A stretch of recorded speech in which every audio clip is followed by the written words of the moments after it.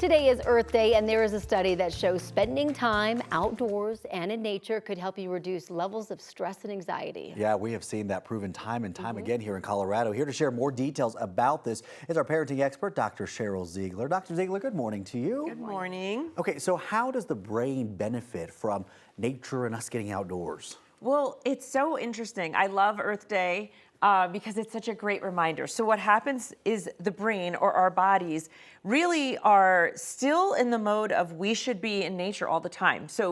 And then our worlds are so indoors and on computers and very sedentary compared to what we are. So they say the brain has not really evolved. It has stayed pretty much the same. It wants to be outdoors with lots of sunshine, fresh oxygen, all those kinds of things. So when it does get outdoors, everything gets better. You get calmer, oxytocin increases. That's sort of like your love hormone, your endorphins. So that's why when you go on a really nice nature walk or you're just outside all day, there really is an undeniable feel good feeling. So why are people not getting outside then? Yeah, our lives are just not conducive to it.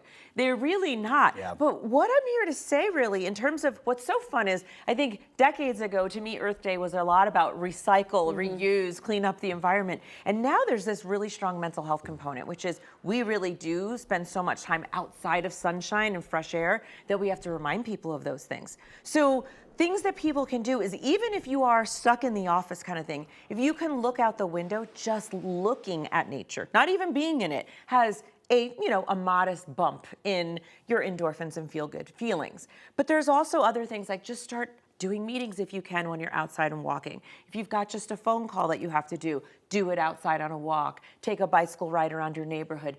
Anything that you can do actually outside is so highly recommended. Well, let's be clear, right? You're exactly right that our lives are just not conducive to it. A lot of people's schedules are really busy. They want to step outside, but they say, well, what if I don't have enough time? How much time is enough to really get those benefits? Oh, yes. This is what's so promising. So it's 120 minutes for every week. So I did get the calculator out last night. That's 17 minutes a day. 17 Not minutes long. a day, if we can go outside, can reduce anxiety, reduce depression, and help alleviate stress. This is all science-backed. So it's not a lot of time, but it is really nice if you can get outside and actually make it mindful.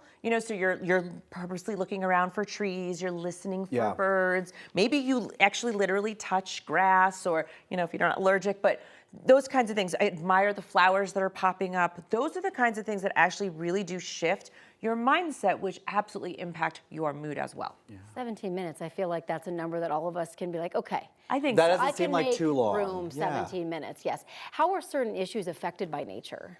So I have this fun list that I put together because I have never seen something like this. So I was like, this is so much fun. But for example, they'll say if you're depressed, if you're feeling even just blue, just the view of the forest from a hospital room helps patients who are feeling down. Or if you're stressed, by looking at nature, it captures your attention. So therefore, you're not as distracted or overthinking about whatever it is you're anxious about. Yeah. So science has done a good job of taking sort of these mental health issues and saying, here's specifically how nature impacts that. So I love that. You could go on and on. Anxiety is sort of like the state of mind. So, and to that point, I feel like one thing being outside does, and you do this a lot with your kids, you're really good about this, it forces you to put away that technology and you are present in the moment, which is really big for depression and anxiety, right? You're not thinking about the past, you're not in the future already. You are locked up right in that moment you're in. Exactly, like anxiety and stress.